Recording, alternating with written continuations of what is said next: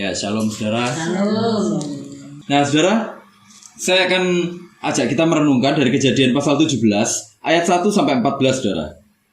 Kalau sudah dapat saya akan bacakan untuk kita semuanya. Judul perikopnya sunat sebagai tanda perjanjian Allah dengan Abraham.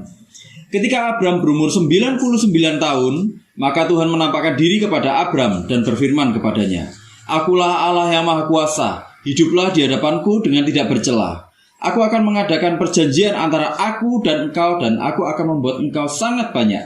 Lalu sujudlah Abraham, dan Allah berfirman kepadanya, "Dari pihakku, inilah perjanjianku dengan engkau. Engkau akan menjadi bapa sejumlah besar bangsa.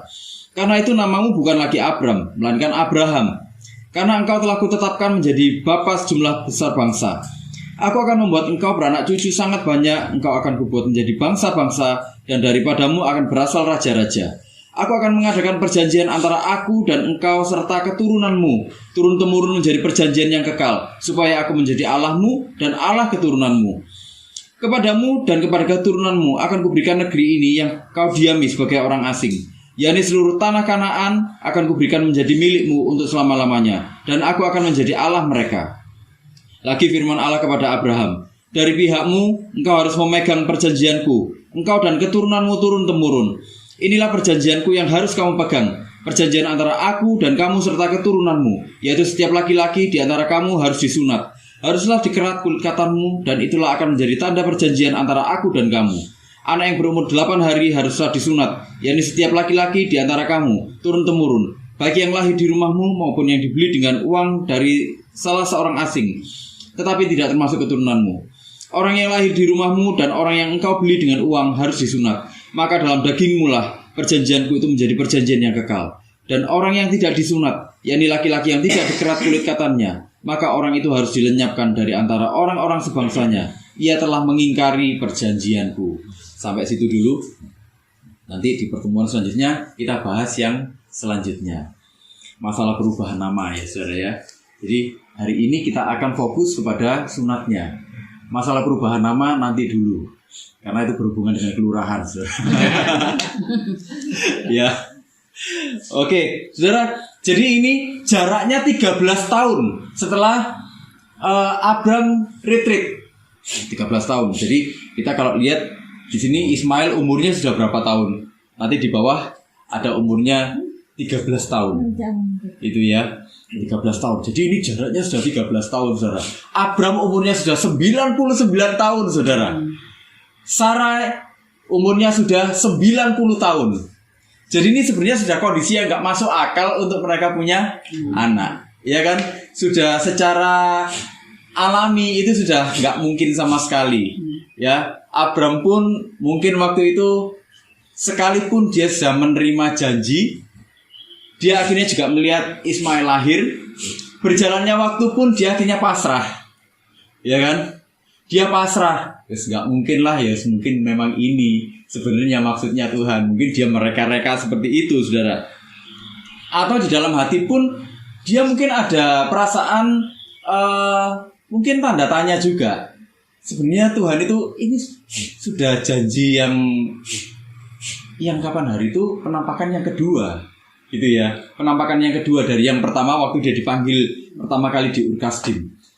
Tuhan janji, tapi kok penggenapannya nggak ada ya. Dia mungkin berpikir seperti itu, saudara. Hatinya mungkin ada kegalauan. Loh, kita kalau terima janji dari Tuhan, katakanlah misalnya kita menerima nubuatan ini, saudara ya. Kita kalau janjinya nggak genep-genep gitu, galau nggak, saudara? Galau kan? Iya. Nah, itulah juga yang terjadi pada Abram waktu itu. Dia galau, tapi malam itu, saudara, hari itu Tuhan datang lagi. Ini yang ketiga kalinya, saudara. Ini yang ketiga kalinya. Jadi waktu 13 tahun tuh kayaknya itu juga Tuhan tuh sudah menguji imannya Abram. Makanya ya diuji kok terus-terusan gitu loh. Tapi ya itulah, saudara, sepanjang hidup kita, iman kita selalu ada di dalam ujian. Gitu loh ya, saudara ya. Jadi kita nggak usah ngersuloh, nggak usah putus asa. Jangan apa? Jangan kita jangan tawar hati. Karena seumur hidup itu sebenarnya adalah ujian iman kita. Waktu kita ada di bawah, itu ujian iman. Waktu kita ada di atas, itu ujian iman. Waktu kita stuck, itu juga ujian iman. Ya saudara ya. Nah, tapi waktu itu saudara, Tuhan datang lagi. Abram senang dia. Abram senang akhirnya ketemu lagi. Sudah 13 tahun gak ketemu langsung. Tuhan tahu inilah saat yang tepat. Karena tahun depan Abram punya anak. Abram gak tahu kalau tahun depan dia punya anak, saudara. Yang dia tahu dia senang. Hari itu dia dikunjungi sama Tuhan. Ya. Kemudian waktu ketemu Tuhan berjanji, menjanjikan lagi bahwa dia akan punya keturunan.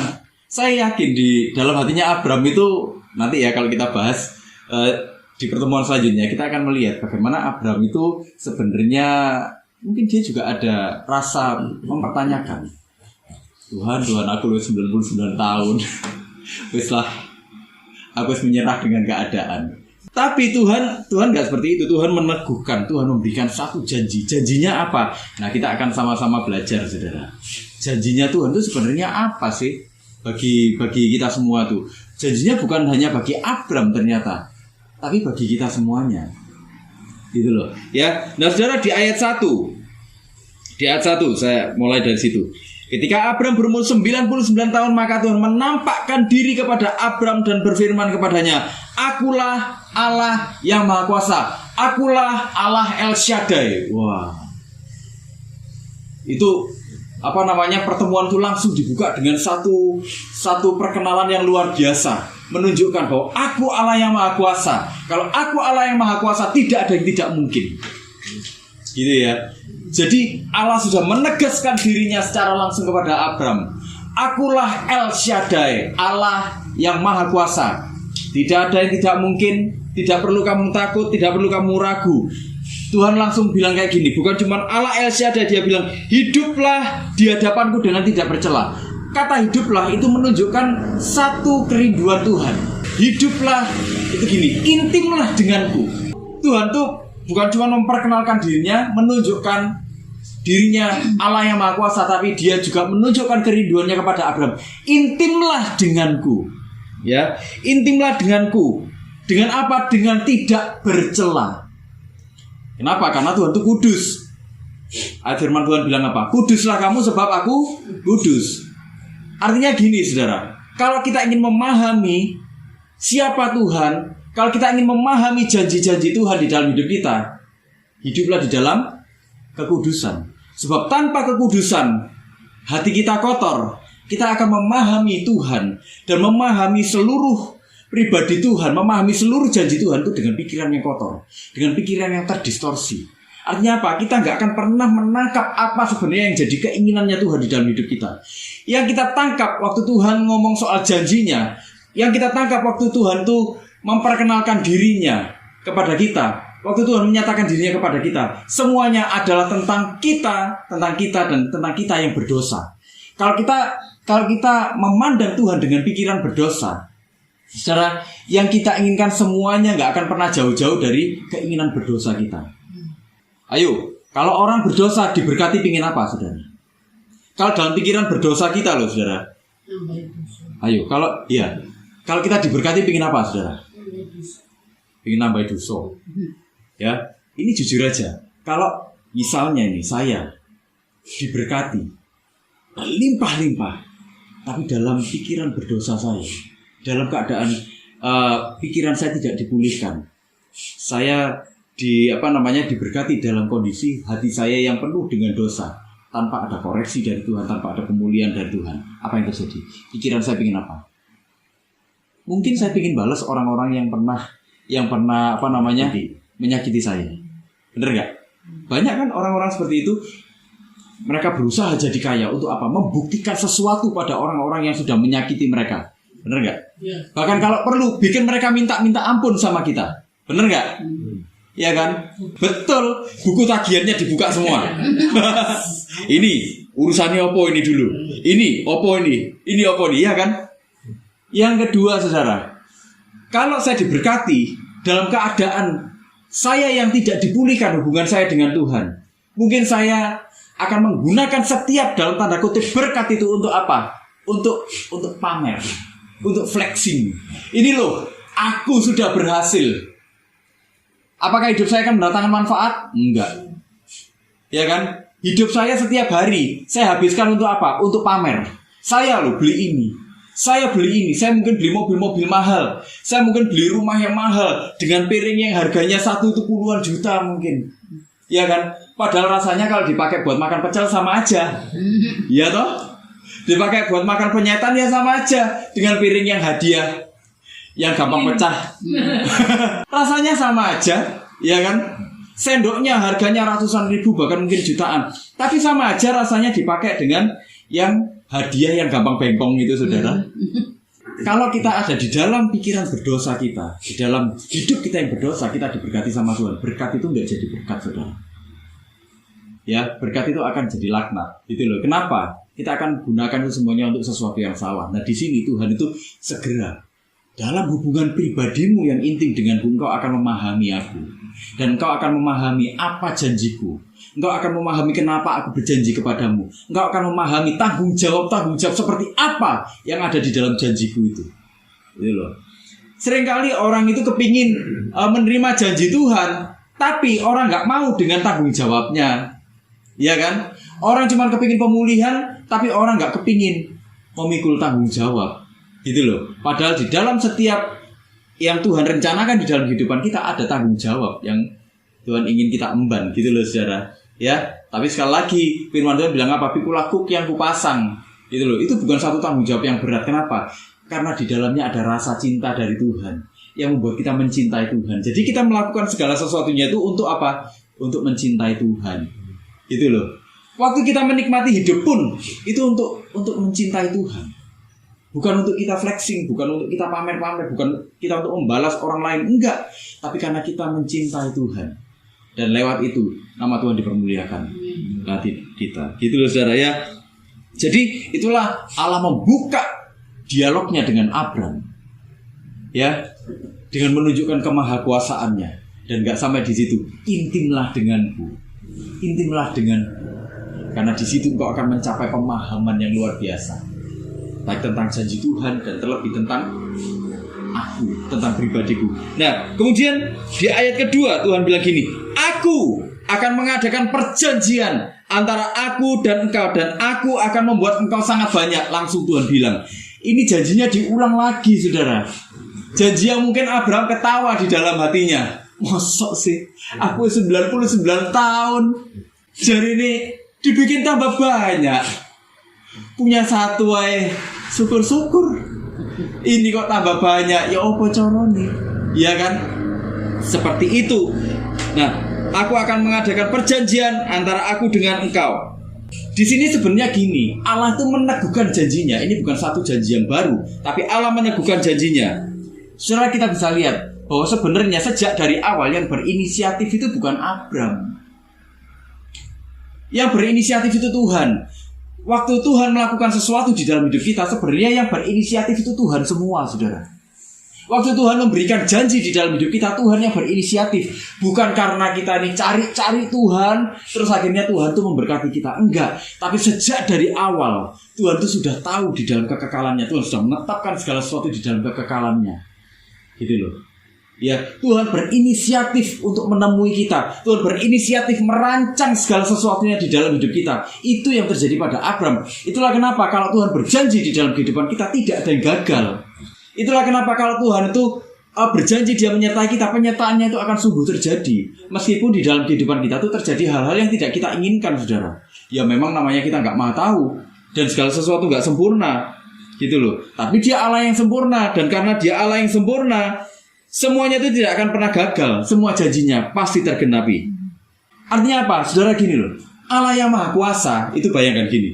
Dibilangkan aku akan mengadakan perjanjian antara aku dengan engkau. Ini yang lebih tinggi, mengadakan perjanjian dengan yang lebih rendah. Allah yang maha kuasa mau mengadakan janji dengan kita, orang yang berdosa, orang yang rusak lah. Hidupnya rusak, mungkin pikirannya rusak, ya kan? Tapi Allah mau berinisiatif. Itu satu kehormatan yang luar biasa. Itulah kenapa, saudara, jangan minder dengan hidup kita, saudara. Kita nggak perlu merasa kecil hati dengan hidup kita. Tuhan, hidupku kok gini-gini aja. Tapi kenyataannya Tuhan memilih kita loh, saudara. Kita hari ini menerima kasih karunia. Saudara hari ini percaya sama Tuhan nggak? Saudara mencintai Tuhan nggak? Mencintai ya. Kenyataannya gini, kalau tanpa inisiatif Tuhan, kalau tanpa karya Tuhan di dalam hidup kita, saudara nggak akan mencintai Tuhan. Itu. Tapi karena ada karya Tuhan di dalam kehidupan kita, kita bisa mencintai Tuhan. Sejak dari awal ya, kalau kita pelajari di karya penciptaan, manusia itu kan cenderung bersembunyi karena dosa. Bener nggak saudara? Ya memang dosa nggak bisa mendekat kepada Tuhan. Itulah kenapa naturnya dosa itu menjauh. Kalau nggak Tuhan yang mencari manusia, manusia nggak akan ketemu sama Tuhan. Nah artinya apa? Kalau hari ini kita bisa mencintai Tuhan, saudara menerima kehormatan yang luar biasa dari Tuhan. Saudara menerima cinta yang luar biasa dari Tuhan. Itulah kenapa kita nggak pantas untuk kita merasa rendah diri, nggak pantas untuk kita tuh merasa tawar hati di dalam hidup kita ini. Itu loh saudara. Ya, jadi Tuhan sendiri yang berinisiatif. Kita nggak punya apa-apa yang kita bisa kasih untuk Tuhan. Dia punya segala sesuatunya, mau bikin janji sama kita. Sebenarnya, saudara, itu satu anugerah ya, saudara ya. Nah, itulah, saudara, jangan pernah apa? Tawar hati. Ingatlah, kasih karunia Tuhan ada di dalam hidup kita. Amin, saudara ya. Saudara, apapun keadaan kita hari ini, tetaplah Tuhan itu sudah memilih kita. Kalau kita masih bisa tetap mencintai Tuhan, itu haleluya, saudara ya. Nah, kemudian di ayat 4 dibilang gini, saudara. Dari pihakku. Lihat, siapa yang berinisiatif? Tuhan. Dari pihakku, inilah perjanjianku dengan engkau. Engkau akan menjadi bapa sejumlah besar bangsa. Ya, saudara, perjanjian. Namanya perjanjian itu dilakukan oleh dua belah pihak. Benar ya? Dilakukan oleh dua belah pihak, tapi dalam konteks ini saudara dilakukan oleh yang satunya yang lebih berkuasa, yang satunya hanya menanggapi. Mau enggak? Gitu ya, mau enggak? Jadi Allah itu kan lebih tinggi, janjinya pasti. Manusia itu harus menanggapi dengan cara yang konsisten. Karena gini, Tuhan tuh kan gini. Kalau aku berjanji, aku loh pasti menggenapi. Oh, aku Allah kok. Aku sudah menetapkan segala sesuatu di dalam kekekalan kok. Ya kan? Artinya apa? Kalau aku berjanji sama kamu, itu pasti terjadi. Ya, kalau aku berjanji sama kamu, itu pasti terjadi. Nah, yang aku mau, kamu menanggapi dengan apa? Dengan konsisten. Gitu loh. Menanggapi dengan apa? Dengan konsisten. Konsistennya bagaimana? Kita hidup di dalam Tuhan, itu menjadi gaya hidup. Gitu loh, saudara. Maunya Tuhan gitu, makanya dari awal Tuhan bilang apa? Hiduplah. Apa? Di ayat 1. Hiduplah di hadapanku dengan tidak bercela. Jadi maunya Tuhan itu seperti itu, saudara. Hiduplah di hadapanku dengan tidak bercela. Jadi artinya apa? Kalau aku sudah berjanji, aku lo konsisten. Aku nggak mungkin nggak menggenapi.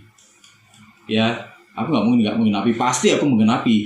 Tapi aku kepingin kamu juga menanggapi janji ini dengan cara yang baik. Dengan cara yang baik yang bagaimana? Kamu hidup di hadapanku, intim denganku, kamu hidup kudus. Loh, kita tapi kadang-kadang kita berdosa ya, gimana ini? Gak ada manusia yang gak berdosa, saudara. Ya kan?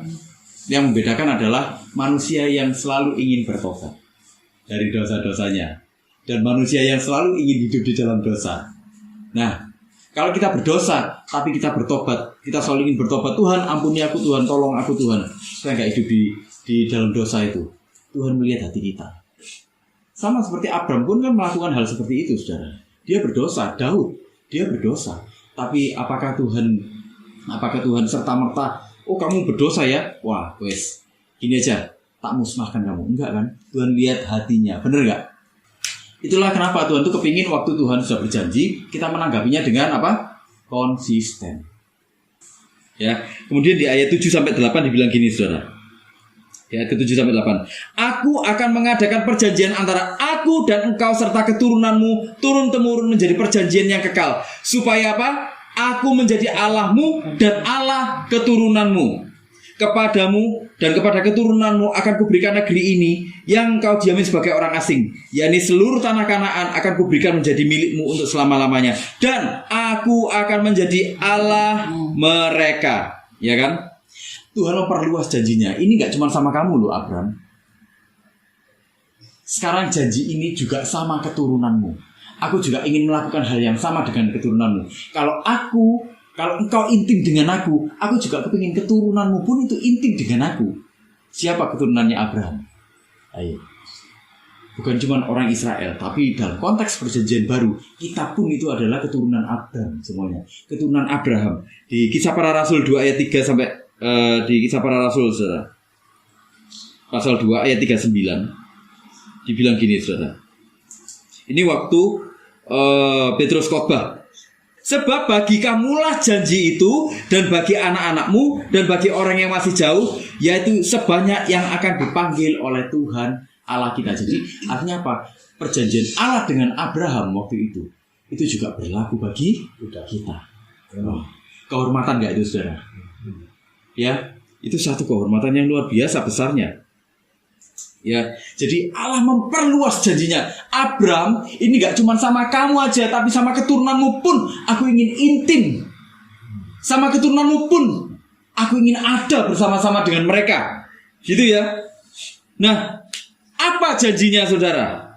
Nah, banyak orang tuh berpikir gini kan, janji Tuhan itu apa? Oh, yang kita dinubuati hamba Tuhan. Ya kan? Banyak orang berpikir seperti itu, tapi esensi dari satu janji Tuhan itu adalah ini. Ya, di ayat ke-7 dibilang gini, supaya aku menjadi Allahmu dan Allah keturunanmu. Di ayat ke-8 diulang lagi, dan aku menjadi Allah mereka. Jadi janji Tuhan bagi Abraham dan keturunannya apa? Supaya dia menjadi Allah kita dan kita menjadi umatnya. Nah, itu loh, saudara. Kadang kita nih terlalu fokus pada apa? Pada janji-janji Tuhan yang sifatnya apa? Pemenuhan kebutuhan materi. Benar gak sih, saudara? Kadang ada orang loh, saudara. Ini saya sering menjumpai orang ya. Dia habis konseling sama satu hamba Tuhan, minta didoakan. Nanti konseling lagi sama hamba Tuhan yang lain, minta didoakan, minta dinubuati, minta janji Tuhan lagi. Ayo aku minta janji Tuhan. Loh, sungguhan ini, saudara. Saya berkali-kali menemui orang-orang yang seperti itu. Jadi kalau datang konseling, kadang-kadang malah gini, gak usah ngomong macam-macam, gak usah dialog macam-macam, kita langsung doa aja, minta sama Tuhan, janji Tuhan apa. Oh, gitu, saudara. Kalau saya jujur aja, saya nggak mau yang seperti itu. Gitu. Ya kan, lu apa gunanya konseling? Yang namanya konseling itu kan, kamu ngomong, saya dengar, kan gitu. Ya kan, yang namanya konseling itu kan, dia tuh pikirannya seperti apa, kita coba bantu ditoto pikirannya. Karena jawaban dari permasalahannya sebenarnya sudah ada di dalam pikirannya sendiri. Cuman masalahnya dia nggak bisa lihat. Kenapa? Karena pikirannya kacau, saudara. Gitu loh, iya kan? Nah, tapi orang-orang nggak mau yang seperti itu. Kita minta janji Tuhan, mereka lupa bahwa janji Tuhan yang lebih besar itu apa? Janjinya gini, supaya aku menjadi Allahmu dan Allah keturunanmu. Itu loh janjinya Tuhan. Saudara, lebih enak mana sih, saudara? Saudara diberkati. Ya, saudara diberkati dalam tanda kutip ya, saudara diberkati melimpah-limpah, tapi hidupnya masih tetap ada di dalam ketakutan. Atau saudara katakanlah hidup sederhana, tapi bersama dengan Tuhan sudah mengalami damai sejahtera. Pilih yang mana coba? Pilih yang damai sejahtera kan? Dicintai. Iya, hidup yang dicintai Tuhan. Hidup dicintai Tuhan itu enak kan, saudara? Apapun yang terjadi kita masih bisa merasakan damai sejahtera. Waktu kita mengalami pergumulan pun kita masih bisa merasakan damai sejahtera. Kenapa? Karena kita tahu siapa yang ada bersama-sama dengan kita. Iya kan? Nah, ini yang hari-hari ini orang gak mau, saudara. Masalahnya gitu loh. Padahal Tuhan kepinginnya, aku menjadi Allahmu, engkau menjadi umatku. Jadi balik lagi ke settingan awal. Engkau tuh dirancang untuk menjadi milikku, dan sudah seharusnya engkau kembali kepadaku. Gitu loh, saudara. Ya, jadi ini yang manusia nggak mau, makanya nggak ketemu, gitu loh. Hidupnya itu kesana kemari, tabrakan terus, ya kan? Hidupnya dipenuhi kekecewaan terus. Kecewa kenapa? Karena harapannya nggak jadi kenyataan. Karena ekspektasinya nggak sesuai dengan kenyataan pribadinya dia. Ya kan? Padahal kalau kita harapannya itu disesuaikan dengan harapannya Tuhan, nggak ada kekecewaan yang terlalu besar. Ada kekecewaan wajar, tapi waktu kita melihat Tuhan lagi, oh iya ya sebenarnya nggak cocok ya kalau aku kecewa. Ternyata Tuhan sudah ngasih. Tuhan itu sudah merencanakan yang lebih daripada yang aku bisa pikirkan. Gitu kan? Bener gak?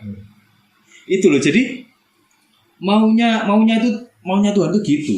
Jadi janjinya Tuhan itu apa? Aku memberikan kepadamu identitas sebagai anak-anak Allah. Saudara, kalau kita ini anak-anak Allah, kita ini bangsawan bukan, saudara? Ayo, bangsawan bukan? Bangsawan kan? Lu bangga gak jadi bangsawan ini, saudara? Bukan bangsani Tangiawan loh, saudara. Iya, Raja Bangkong. Iya, kita ini bangsawan sungguhan. Bangsawan dalam artian apa? Kita warga kerajaan. Kita ini anak-anak raja gitu loh, saudara. Bukan bangsani Tangiawan. Iya loh. Nah, itu yang Tuhan janjikan. Kamu akan menjadi anak-anakku. Loh. Aku akan membawa kamu kembali ke pangkuanku, menjadi anak-anakku. Seharusnya kita bangga nggak, saudara? Identitas yang seperti ini yang nggak diinginkan orang. Yang identitas yang diinginkan banyak orang apa? Kita kelihatan megah di depan orang banyak.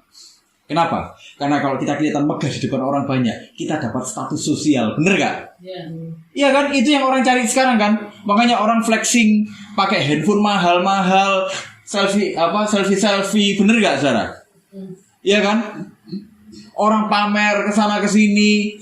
Iya kan? Bener gak? Lupa kalau sebenarnya identitas kita ini anak-anak raja yang gak perlu seperti itu. Kalau identitas anak raja, kita ini menikmati gak, saudara? Menikmati kan, semua yang Bapak punya kita punya. Itulah kenapa dimanapun kita berada kita bisa menikmati, gitu loh. Makan tempe kita menikmati, makan di restoran mahal kita juga bisa menikmati, makan di warungan kita juga bisa menikmati, kan gitu, saudara. Bener gak? Naik mobil kita bisa menikmati, sepeda motor kita bisa menikmati, sepeda pancal pun kita bisa menikmati. Jalan kaki pun kita bisa menikmati, sehat, ya kan? Jadi nggak ada ceritanya seorang percaya, seorang Kristen tidak menikmati hidupnya. Kalau seorang Kristen itu pikirannya dipulihkan oleh Tuhan, kita akan menikmati sungguh-sungguh seluruh hidup kita. Gitu loh. Dan itu yang Tuhan inginkan, tapi nggak diinginkan orang banyak, gitu loh, saudara. Nah, waktu kita tahu kebenaran seperti ini, ayo kita berdoa, Tuhan, bawa aku benar-benar kembali ke pangkuan-Mu, Tuhan, ke dalam pelukan Tuhan. Sebab aku ini anak-anak-Mu, anak raja. Kita bangsawan-bangsawan, oke, saudara? Identitas kita jelas loh, saudara. Identitas kita ini nggak abal-abal loh ya.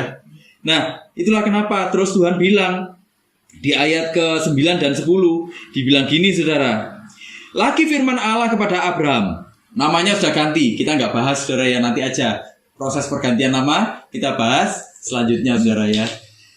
Lagi firman Allah kepada Abraham, dari pihakmu engkau harus memegang perjanjianku, engkau dan keturunanmu turun-temurun. Inilah perjanjianku yang harus kamu pegang, perjanjian antara aku dan kamu serta keturunanmu, yakni setiap laki-laki di antara kamu harus disunat. Kalau kita perhatikan dari ayat 9, yang Tuhan inginkan apa? Ketaatan yang total. Ketaatan yang total ini, basicnya dari iman itu seperti ini. Jadi ketaatan yang total itu bukan sekali lagi, saudara ya, saya ingin tekankan bahwa ketaatan yang total itu bukan kita bilang iman itu bukan bilang, oh aku percaya sakit disembuhkan. Itu hanya sebagian kecil dari iman, saudara. Iman basicnya adalah ketaatan total kita kepada Tuhan, penyerahan total kita kepada Tuhan, dan itu dikatakan di sini sejak dari ayat 9. Dari pihakmu engkau harus, ini satu penekanan, engkau harus memegang perjanjian, ya kan? Dalam hal kita hidup dalam janji Allah, saudara, ketaatan itu hal yang mutlak, ya. Kenapa? Karena tugas seorang anak itu melakukan kehendak Bapa. Tugas seorang anak itu bukan melakukan kehendaknya sendiri, terus bawa nama bapaknya sebagai backing. Ya, kalau sekarang kan banyak anak-anak yang seperti itu kan banyak kan. Apalagi kalau orang tuanya berada gitu, ya kan, di jalan mekitik gitu, saudara. Kalau ada apa-apa, telepon bapaknya, Papa, ya kan, ini loh Pak, aku digarai orang Pak. Akhirnya apa? Papanya turun tangan, jreng, ya kan, bawa anak buahnya lah, ya kan, ya kayak gitu. Enggak. Kalau kita memahami posisi kita sebagai anak itu adalah melakukan kehendak bapaknya, saudara. Jadi anak dalam konteks Dalam sudut pandangnya Tuhan seperti itu. Saya ingin bacakan di Matius 12 ayat 50, saudara. Ya, sebab siapapun yang melakukan kehendak Bapakku di surga, dialah saudaraku laki-laki, dialah saudaraku perempuan, dialah ibuku. Artinya apa? Ini kan waktu ini, saudara, cerita waktu Yesus lagi ngomong dengan orang banyak, terus ibunya dan saudara-saudaranya cari Yesus, ya kan? Terus orang kan bilang, lihat itu ibumu, saudara-saudara mencari kamu. Tapi Tuhan bilang apa? Dalam sudut pandang yang rohani, dia bilang, sebab siapapun yang melakukan kehendak Bapakku.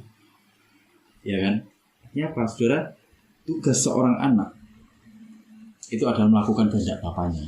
Lakukan dulu kehendak bapak. Ini di sini nggak bilang gini loh, tugas seorang anak adalah minta-minta. Enggak. Firman Tuhan nggak bilang gitu loh, saudara. Kenapa? Loh, kalau kita ini seorang anak, bapak kita tuh sudah tahu apa kebutuhan kita. Apa nggak boleh minta? Boleh. Minta-minta ya nggak boleh, saudara. Kenapa? Karena kalau kita minta-minta, kita ini nggak paham posisi kita sebagai seorang anak gitu loh. Masa seorang anak sampai ngemis-ngemis sama papanya, kan enggak toh, saudara? Bener nggak? Kalau kita orang tua, kita pasti menjamin kan setiap kebutuhan anak kita. Bener nggak, saudara? Itu sudut pandangnya Tuhan. Jadi Tuhan tuh gini, kamu pahamilah posisimu sebagai seorang anak. Hatinya seorang anak itu bagaimana? Ya kan? Makanya di Maleakhi kan dibilang apa? Hati anak-anak kembali kepada bapaknya, hati bapak kembali kepada anaknya. Nah, itu loh, saudara. Jadi harus gatuk gini. Nah, itu. Nah, jadi terus gini, saudara. Kalau gitu, kenapa kok harus disuruh sunat? Saudara, sunat itu bukan monopolinya orang Israel waktu itu sebenarnya. Bukan monopolinya Abraham. Sebenarnya di dalam konteks budayanya waktu itu, sunat itu hal yang biasa kok. Banyak bangsa-bangsa melakukan sunat juga di sana, saudara. Ada bangsa-bangsa yang nggak melakukan, tapi ada yang melakukan juga. Tapi Tuhan memberi makna rohani di sini, ya. Jadi ini jadi sebuah perlambang sekaligus makna kebangsaan. Arti rohaninya tuh gini. Sunat itu lambang dari kasih karunia Allah kepada manusia. Ada pengampunan di sana. Ada pengampunan dosa. Kulit katan itu ya, yang dianggap kotor itu dipotong, saudara. Kemudian ada darah tercurah. Artinya apa? Artinya apa? Dosa-dosamu diampuni oleh penumpahan darah. Nah, ya kan? Jadi ini satu bayang-bayang dari perjanjian baru, saudara. Jadi tindakan sunat itu adalah tindakan pembuangan dosa. Darah yang keluar itu menunjukkan pendamaian, itu dilakukan lewat penumpahan darah di dalam Kristus nantinya. Itu loh. Di Roma ayat 4, Roma pasal 4 ayat 11, saudara. Ayat 11 dibilang, dan tanda sunat itu diterimanya sebagai materai kebenaran berdasarkan iman yang ditunjukkannya sebelum ia bersunat. Ini cerita tentang Abraham, ya. Demikianlah ia dapat menjadi bapa semua orang percaya yang tak bersunat, supaya kebenaran diperhitungkan kepada mereka. Jadi Abraham waktu itu menyadari dia menerima kasih karunia dari Tuhan, saudara. Dia menerima anugerah dari Tuhan. Siapa sih aku ini? Kok Tuhan tuh milih aku? Siapa sih Tuhan tuh, kok Tuhan itu mau berjanji kepada aku, mau bikin perjanjian kepada aku? Gitu loh, saudara. Ya. Sunat itu juga sebuah lambang. Lambang apa? Lambang hidup baru orang percaya. Karena orang percaya itu menerima kasih karunia dari Tuhan, menerima anugerah. Ada apa? Ada hati yang baru di dalam hidupnya. Dibilang gini di Yeremia 4 ayat 4, saudara. Dibilang gini, sunatlah dirimu bagi Tuhan dan jauhkanlah kulit katan hatimu, hai orang Yehuda dan penduduk Yerusalem, supaya jangan murkaku mengamuk seperti api dan menyala-nyala dengan tidak ada yang memadamkan oleh karena perbuatan-perbuatanmu yang jahat. Jadi orang yang hidup di dalam kasih karunia Tuhan, perbuatan-perbuatan jahatnya itu apa? Dipangkas habis. Ya, dipangkas habis. Kita punya hati yang baru. Hati yang baru yang bagaimana? Yang ingin menyenangkan Tuhan. Itulah kenapa kalau kita berbuat dosa, saudara, kalau kita berbuat salah, kita tuh merasa nggak enak. Ayo, siapa di sini yang merasa yang berbuat dosa terus habis itu dia senang-senang aja? Ayo, siapa di sini, saudara? Ada hati yang baru di dalam hidup kita. Ada remnya. Betul, ada remnya. Jadi kita nggak ikut-ikutan apa yang dimaklumi oleh dunia. Kenapa? Karena sunat Karena itu gini, sunat itu karena dia sudah diberi makna rohani sama Tuhan, itu menunjukkan satu perbedaan, satu ciri yang khas antara engkau dengan orang-orang yang tidak mengenal Tuhan, antara engkau dengan bangsa-bangsa lain. Dengan engkau disunat, engkau menunjukkan bahwa engkau itu adalah anak, engkau adalah bangsawan, dan seorang bangsawan harus bertindak sebagai seorang bangsawan. Bangsawan itu elegan gak, saudara? Iya, bangsawan itu elegan, saudara. Bangsawan itu liar gak? Enggak kan? Bangsawan tuh toto kromonya ada, iya kan? Bener nggak? Bangsawan tuh nggak yang aneh-aneh gitu loh.